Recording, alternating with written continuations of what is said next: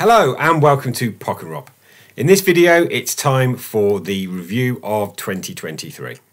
Over the course of this year I've had a guest on a few of my videos and he's agreed to come on and give a 16-year-old's perspective of their favourite albums of the year. A very abnormal 16-year-old. You're not abnormal. In terms of music taste, yes I am. Before we dive into our top albums of the year, I would remind you to subscribe if you've not already done so, to click the thumbs up, to like the video, the bell to receive notifications of future content, and to everyone who has already subscribed, thank you. We have soared past the 100 subscribers level now. I think we're at 109. We added 10 in a week, which is the biggest increase since the channel started, so thank you all for subscribing. I'm going to do my top 20.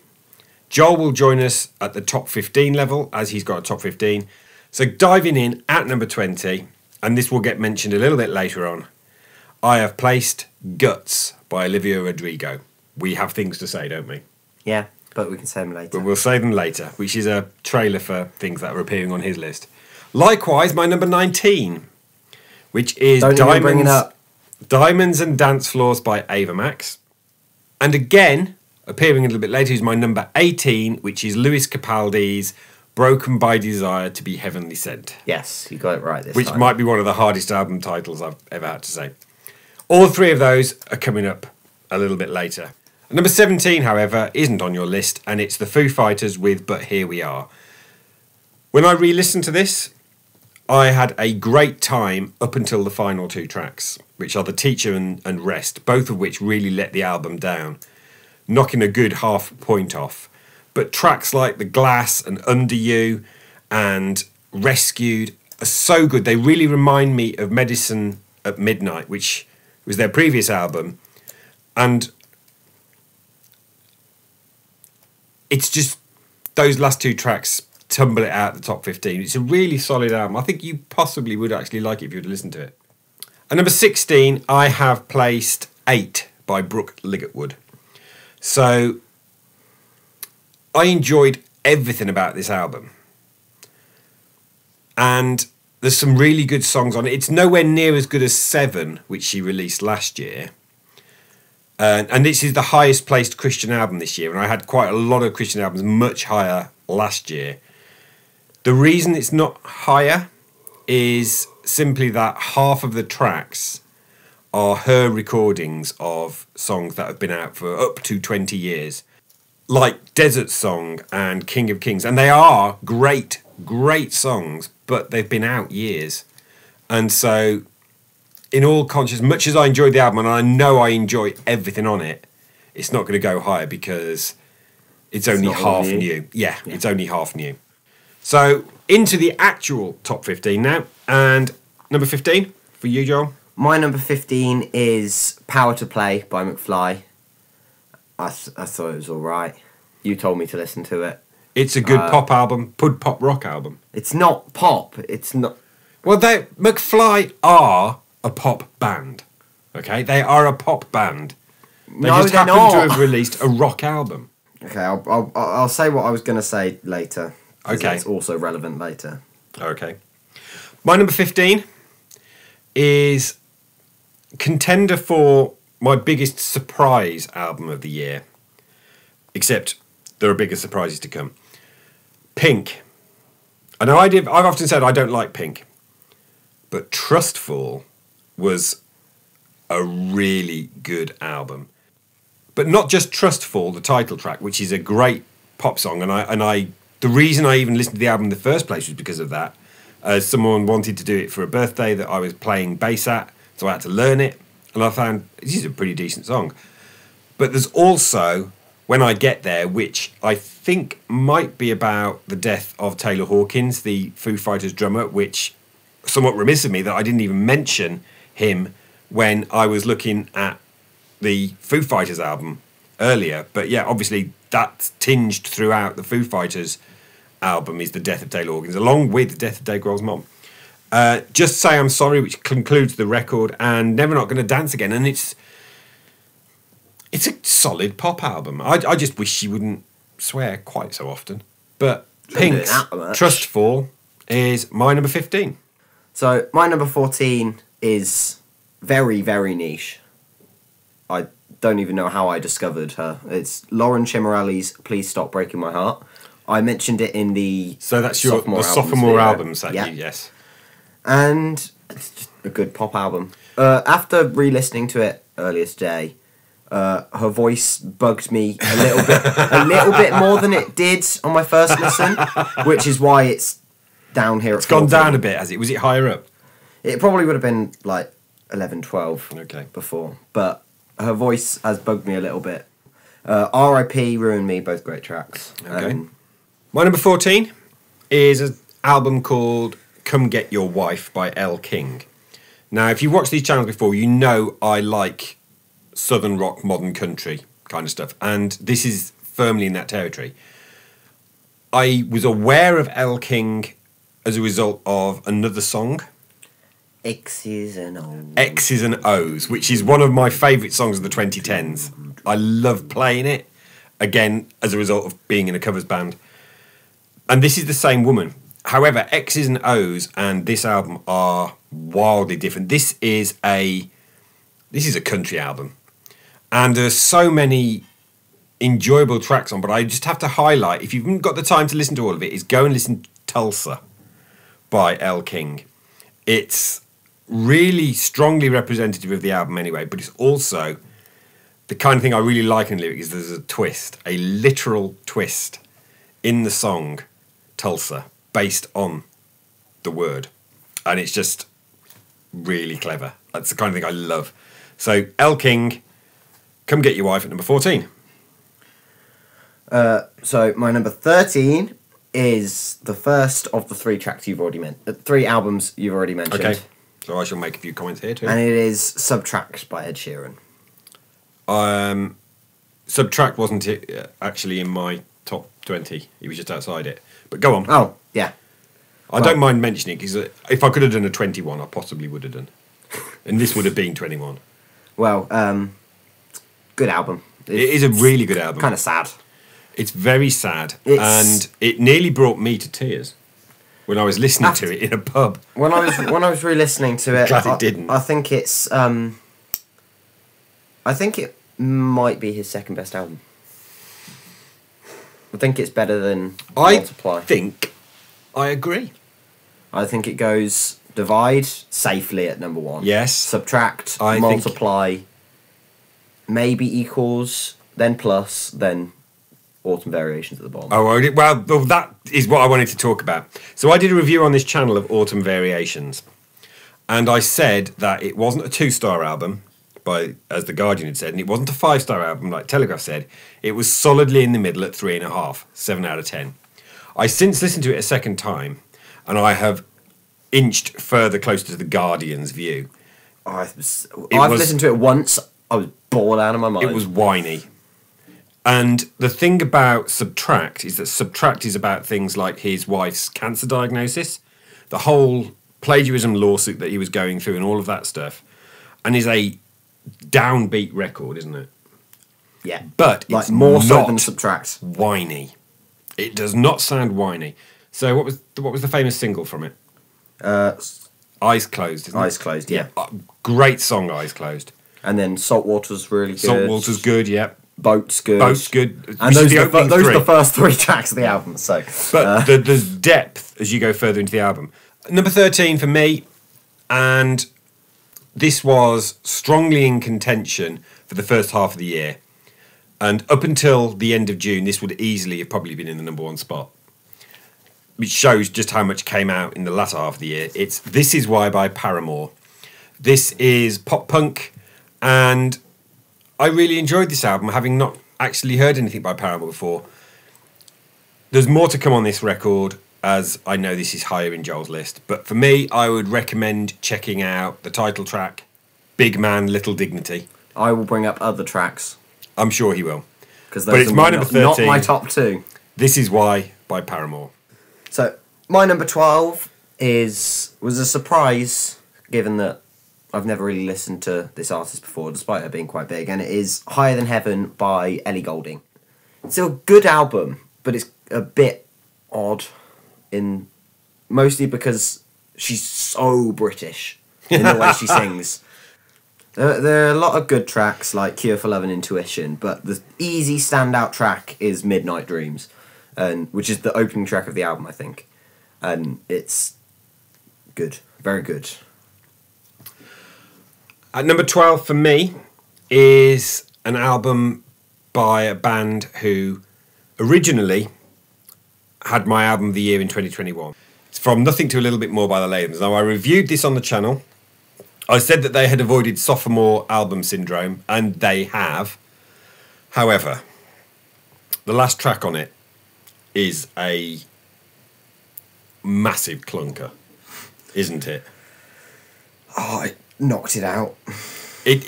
Far out. It knocked it out of your list, and what was probably a 9 out of 10 album became a 7.5. That's how bad that last track is. Because Lucky Bean and Facets and Struggle and Say My Name are great songs. And the rest of the album is approaching the quality of how beautiful life can be. But that last track, it really does drag the album down.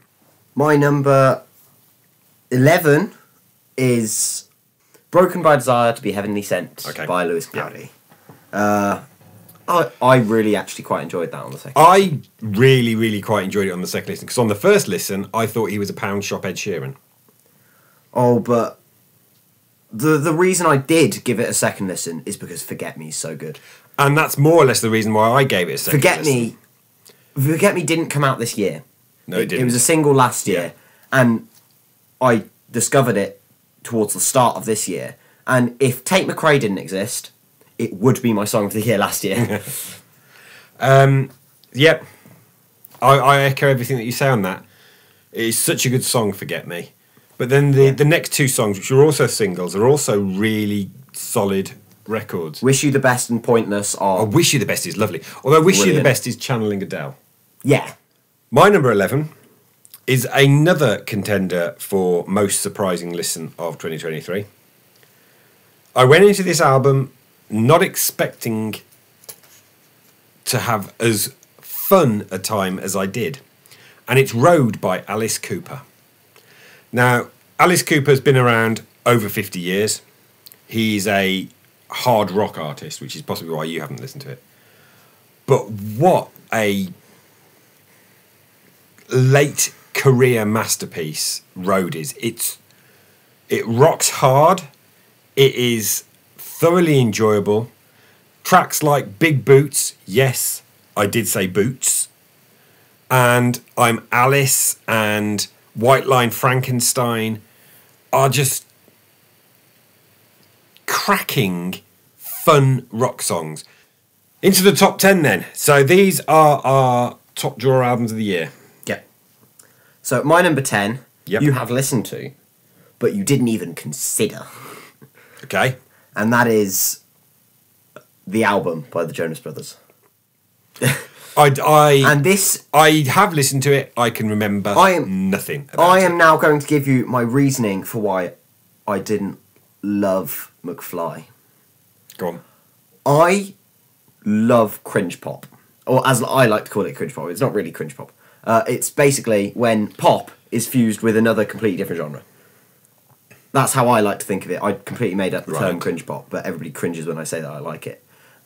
So pop punk, pop rock, that type of thing. Okay. And Jonas Brothers have basically always been a pop rock band, which is why they don't have a huge amount of respect. And I've always... Well, I haven't always loved them, but since I've started listening to them, everything they've done is fun. Okay. And I don't remember a thing about it when I listened to it. Waffle House is brilliant. Waffle House is a great song, which was the single from it. Phil will be proud. And Montana Sky is also really good. Okay. My number 10. I had originally placed this way higher because this is my winner of most surprising listen of 2023. I went into this album not knowing what to expect. I've not followed this person's career that closely, and it's Joe Jackson. So Joe Jackson is best known for Stepping Out and Is She Really Going Out With Him, which are late 70s, early 80s singles. But he's been going ever since. And the album is Joe Jackson Presents Max Champion in What a Racket. And I listened to this at the weekend and it blew me away.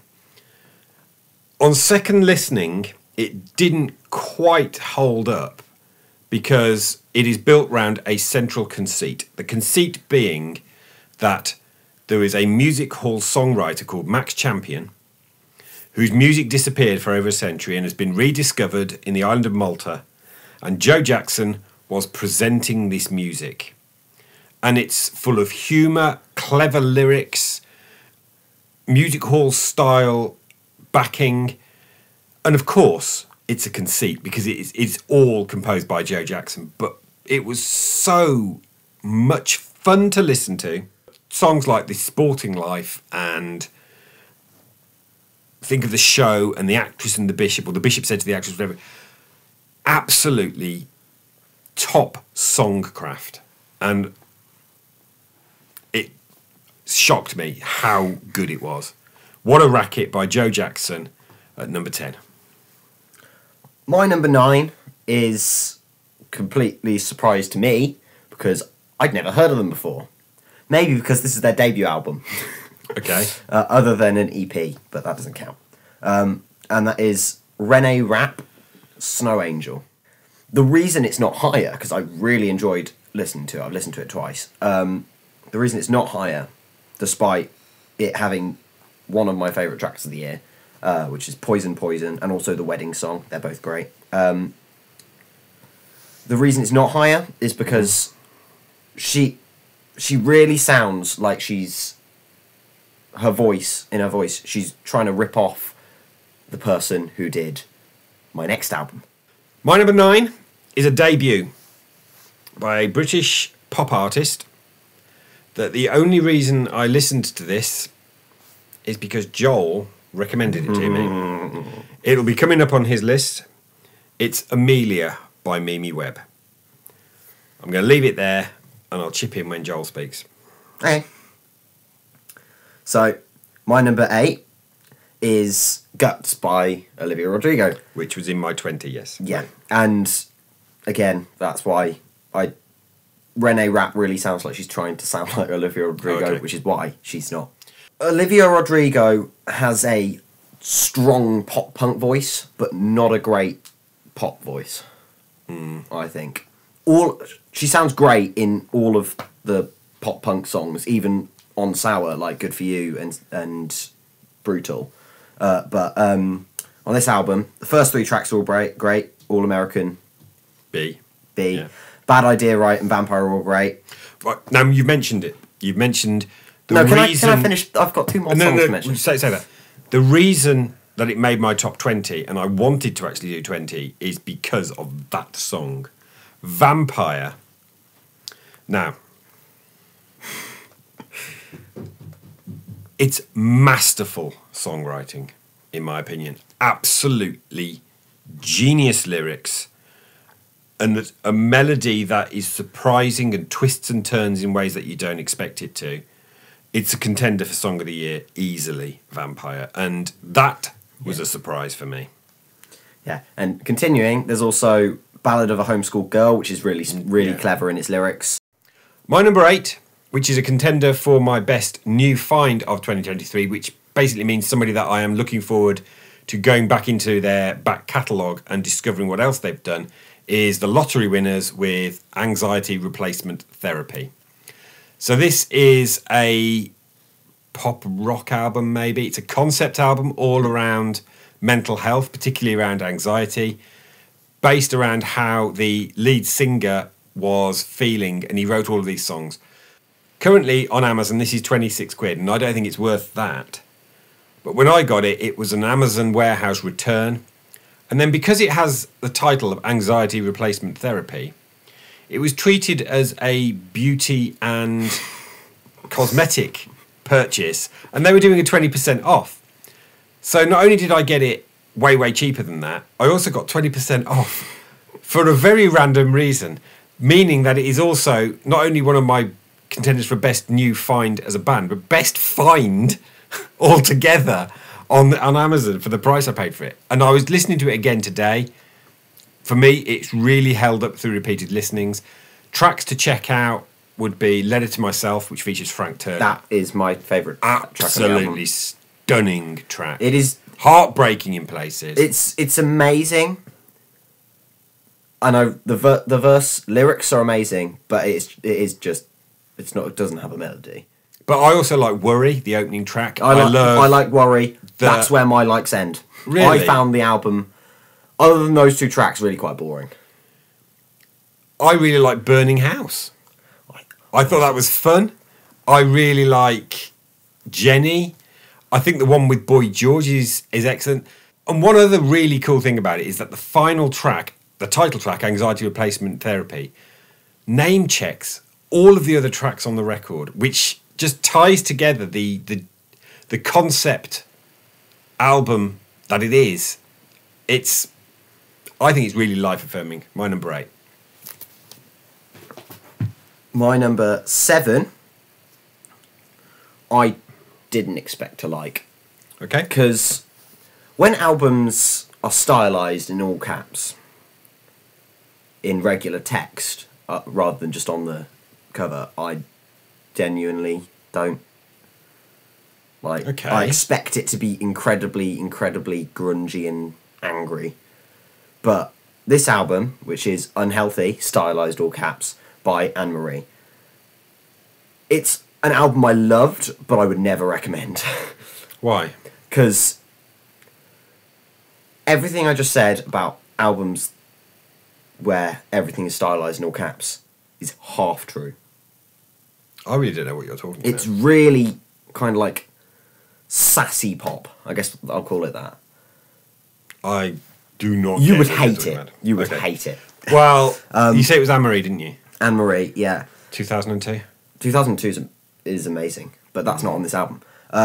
Unhealthy, which is the title track, is amazing and is a proper high contender for my song of the year. Cuckoo's really good in the second half of the album when it switches to more just regular pop instead of all of the sassy stuff. And Trainwreck's really good, and then this is the second of the 3 tracks to feature a track called Grudge. That was really good. My number 7, I Know I'm Getting for Christmas. And it is the 4th album by The Struts, called Pretty Vicious. This I have only listened to once, which kind of breaks my rule, but I love Luke Spiller's voice. He's the lead vocalist of The Struts.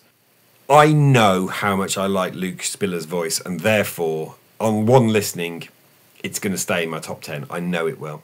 I'll like it more, I think, the more I actually listen to my physical copy rather than the download I got. My number 6, Dad got 3 tracks in and stopped listening. I'm not happy about it. I didn't like her voice. And it is Think Later by Tate McRae. As I did mention earlier, Tate McRae did my song of the year last year, which was She's All I Want to Be, and my album of the year last year, which was I Used to Think That I Could Fly. Think Later is not as good, but it's still a great pop album. Right. Greedy, which was the first single released from the album before it came out, I really enjoyed. And then X's, which was the second, I didn't like as much, but since has grown to be my favourite song on the album, comfortably. Run to the Hills is amazing, which is in the first 3 tracks. And then Cut My Hair, which is the first track, is also really good. Mm-hmm. And You Don't Like a Voice, even though it's awesome. My number 6, appearing in my end of year review for 2 years running. This is Getting Old by Luke Combs. This is the companion piece to the album he released last year, which was called Growing Up. This is a double. This is a long old record, a proper double album. And it's Southern rock country, which again, I've already mentioned many times, I'm quite partial to. It's got a track called See Me Now on it, which I can only imagine is about the passing of his dad. And I can relate to that. A really solid cover version of Tracy Chapman's Fast Car. Luke Combs, Getting Old, my number 6. My number 5, Dad has already mentioned, not that long ago, and it is Amelia by Mimi Webb. Yeah, It's great. it is. It is actually really, really good. So I would single out from that album Last Train to London. Yeah. And Red Flags. Red Flags really good, which you maybe listened to on our podcast. House on Fire. House on Fire is great. House on Fire is really fun. Freezing. Yep. And then the final track, which is the title track, Amelia, is great pop ballad. It's a top draw pop album. Yeah. And I believe she's a graduate of the Brit School, so she's following in Adele's footsteps to a certain extent. Mm-hmm. Definitely worth listening to. If you like pop, you would probably like Mimi Webb's Amelia. My number 5 is an album over 25 years in the making. Came out not that long ago. It's I.O. by Peter Gabriel. He has been drip feeding the tracks of this one every month since January. So I've had plenty of time to listen to and absorb a lot of the album. Tracks to highlight are the title track, I.O. There's also Panopticon, which was the first one to come out. The Court. Now, The Court is a contender for Song of the Year. Absolutely fantastic stuff. I like Peter Gabriel's vocals, I always have. He's got a unique timbre to his voice that just gets me every time. My number 4 is Diamonds and Dance Floors by Ava Max. Dad mentioned it earlier. The best track on the album, unfortunately, doesn't count for 2023 Song of the Year because it came out in 2022, Weapons. and it is Weapons. Is so good. It is excellent. And then Sleepwalker's really good. That Yes. is a contender for Song of the Year. Ghost is great. Cold as Ice. And I would agree. I thoroughly enjoyed most of the tracks on that record. My problem with it, and that's why it didn't make the echelons of my top 15. Penultimate track. Or it's either the penultimate or the last track. It's highly derivative of other artists, particularly Britney Spears. Baby One More Time. In my entire list, I think Ava Max probably has the most powerful voice. Maybe Lewis Capaldi is the other one, but those two are safely the top two. Voice, eh? Yes, powerful voice. My number 4, I would say, has probably got the best voice on my list. I didn't say best voice. I said There's some powerful. power. There's some power in it, but it's of a different type. It's The Returner by Alison Russell. Now, Alison Russell made my 2021 list with the album Outside Child, which I described as being a very dark and difficult listen at times, because it touched on issues of her growing up and abuse. This is a very different record. It was beautiful. That's the best word I can describe it. Her vocals are beautiful. The accompaniment, which is all done by female musicians, is beautiful. It's about female empowerment. It's about black empowerment. And I listened to it again straight afterwards the following day. I don't do that very often because I thought, did I like it that much? And I listened to it the second time and it held up all the way across. Everything I thought the first time I heard it, I still thought the second time. I would highlight to you Demons, cracking song, Springtime, which is absolutely beautiful. Eve Was Black. And then the most pop-like track on the album is a track called Stay Right Here. And have you actually listened to this, Joel? Because I know I did say to you, you really need to listen to it.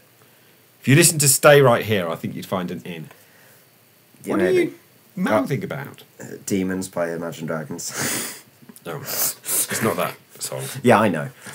Alison Russell's The Returner. My number 3 is The Good Witch by Maisie Peters. It's really good. It's indie pop, get very close to just being pop. I did try it. Lost the Breakup's brilliant. There's a lot of very close to pop punk as well. Lost the Breakup is her debut single from it, I think. And Body Better's great. Band and I is comfortably my favourite pop ballad of the year. It's amazing. So at number 3, you've mentioned your best ballad of the year, I've got The Ballad of Darren by Blur. This was my album of the year. I was absolutely sure it was going to end up at number 1 until I then realised there was a couple of albums that, whilst this is probably the best album of the year for me, that I just enjoyed more. And this is the album. In fact, you know what? Heck, all of the ratings, this for me is the best Blur album. It is about 36 minutes long. It does not labour anything. It has none of the tracks that almost every other Blur album has that are faintly irritating. It is tight, it is perfectly formed, and it's the Blur album that I didn't know I wanted. Narcissist, the lead single, is fantastic. Avalon's really good. Barbaric is also worth checking out.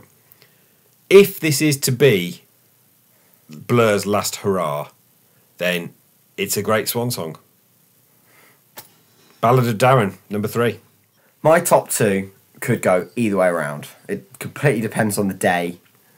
They're both amazing, and just today I felt more like listening to my number 1. So my number 2 is This Is Why by Paramore.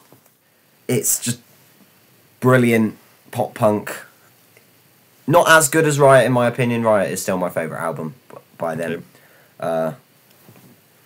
And there are so many brilliant tracks. Other than the ones you mentioned, which was This Is Why and Big Man Little Dignity, there's Running Out of Time, You First, Figure Eight, C'est Comme Ça and Crave.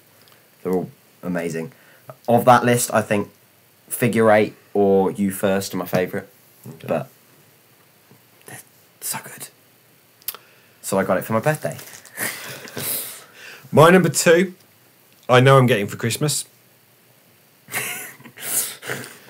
And I saw this band live on October the 31st in Birmingham. It is McFly. Yes, McFly with Power to Play. The McFly boys are good songwriters. You don't get to the point of releasing 7 singles that reach number 1 without having something in terms of songwriting talent. But they shouldn't be pigeonholed as a pop boy band, because they are a proper band. They have always played their instruments. They've always written all their own material. They have been very good at. Tom Fletcher is a bit of a polymath in my personal opinion, and this is the album where they decided to record what they really wanted to make, which was basically a hair metal album, give or take. So, opening track of Where Did All the Guitars Go? Gone. Absolutely fantastic. So is Land of the Bees. And possibly the best track, Lurking Away on side 2, is Honey, I'm Home. You've then got a song that was predominantly written by the bassist Dougie Pointer called I'm Fine. But Power to Play, cracking album. My number 1. My number 1 is So Much for Stardust by Fall Out Boy. I loved it. I think might be as good as American Beauty, American Psycho. In fact, it might be better. It wasn't in my top 20. It was in the long list. And it's because you don't like his voice. I'm not that fond of the guy's voice. But anyway, for tracks, there's Love from the Other Side, Heartbreak Feels So Good, Flu Game, Fake Out is my favourite track on the album, and it's the 3rd album that includes a song with the word grudge in it, and it is Hold Me Like a Grudge, and that's amazing. I Am My Own Muse is great. The Kintsugi Kid is great. Well, you know, Joel, when you play it... So Much for Stardust is great. When you play it, I won't be kind of saying turn that racket off, because it was all right. It may well be something that I grow to like more in time. And so we reach my album of the year. So it takes the award of album of the year, but it also takes the award of an artist that I was not aware of before, but I am very keen to find out about their back catalogue. And I've seen this on a lot of end-of-year lists. It's the Lemon Twigs, Everything Harmony.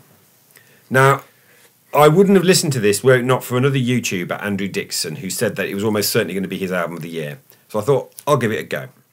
I'd highlight to you the tracks When Winter Comes Around, In My Head, Every Day is the Worst Day of My Life, which is basically just that lyric. And yet, the music wrapped around that phrase is absolutely beautiful. The closest things I can equate it to are late era Simon and Garfunkel. There's echoes of the Beach Boys is in my head, and it's just it was a melodically gorgeous record that harked back to those artists that I've mentioned from the 60s. And ultimately, the whole question, is it worth the vinyl?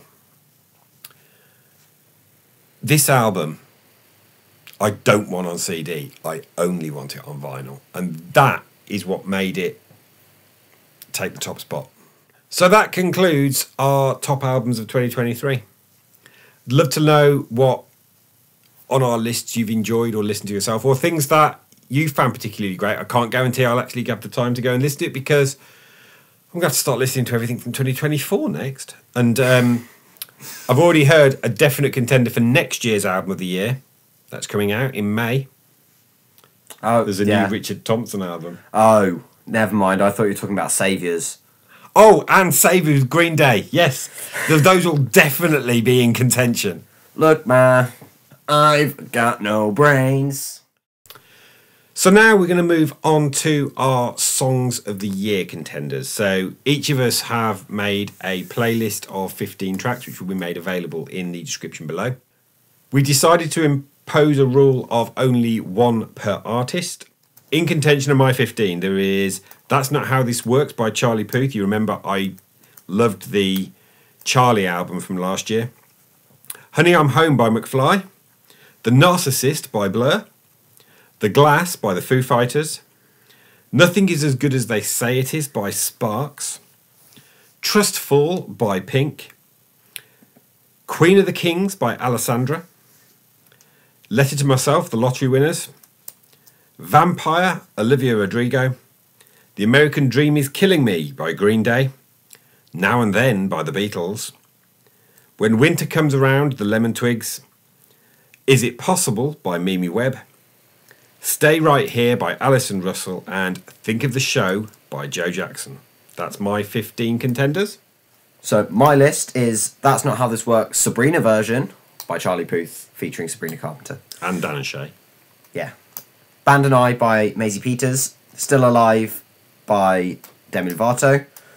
Feather by Sabrina Carpenter. First one didn't count, it was a feature. You First by Paramore. Red Flags by Mimi Webb. Houdini by Dua Lipa.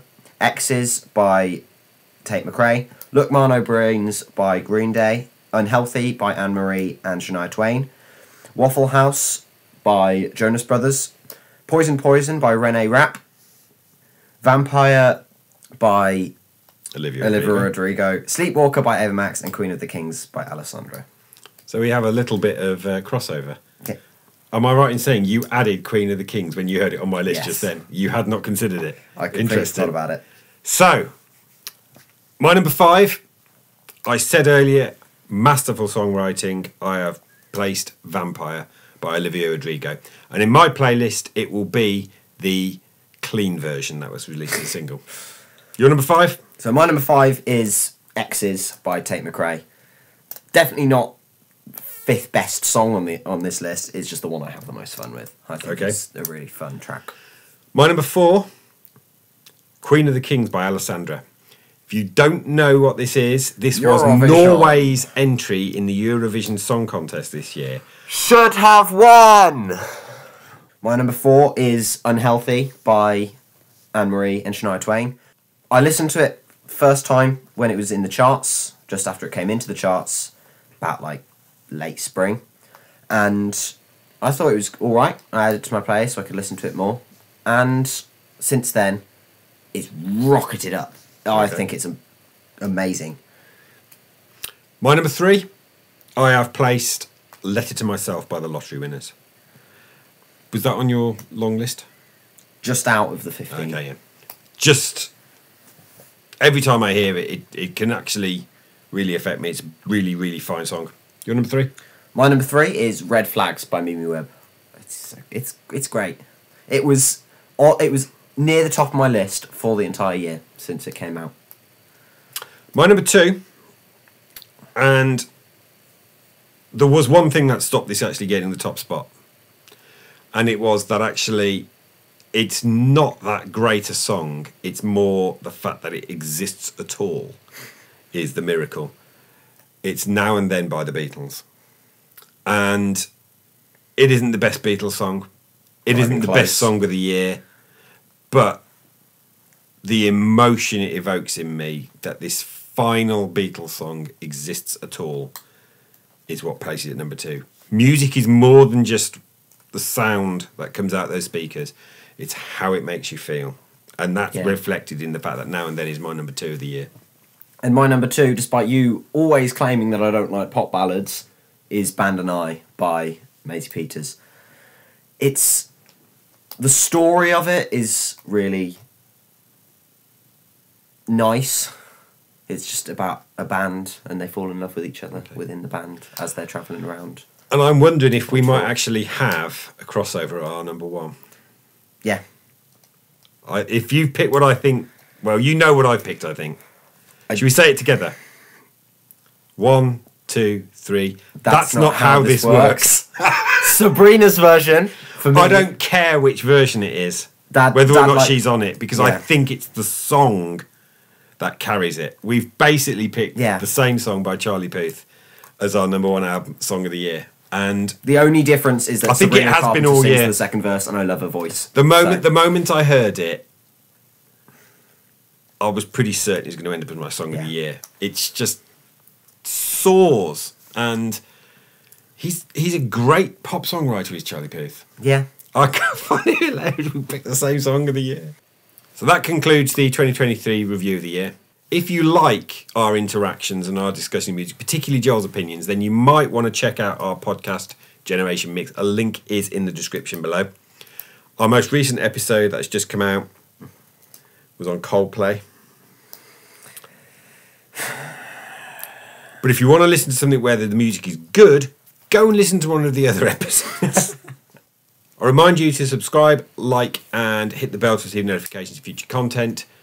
We'll be back in the new year, and I'm planning a live stream. You will need to have clicked the bell to get links for that, so you can get information about what's going to be. As I said before, I am planning to do a tier list of every single number 1 from the 1980s from the UK. But until then, thanks for watching.